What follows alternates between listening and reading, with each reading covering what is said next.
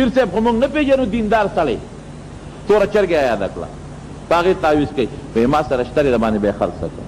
وایي ډېره ښه ده نو چې د شپېتو چرګې نو په 200 خو یې په هغه ظالم خرڅ کړي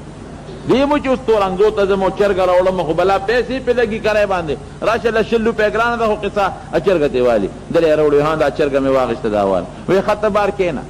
مونږ یې لاله طالب تعویض کو چرګه غلې غونده چې ته بل طرف ته پرېږدي دله تعویض ورکړي دی لاړ شي هغه چرګه بیا هغه مرید له لاړه شي بل سړی راشي دغه چرګه دروازې 10 ځله خرڅېږي او حلالېږي او تعویضونه پې کېږي دا یو طریقه کار شروع دی یاد ساته دا تعویضګر چې دا کم د پیسو تعویضګر دی او دا کم درته تورې چرګې وایي راوړه څوک وایي زعفران داله راوړه څوک وایي تور چیلې وایي په وینه سر نه د خدای نوم لیکل ګناه ده په پلید شي د پیغمبر نوم لیکل د خدای نوم لیکل دا عظیم جرم او ګناه ده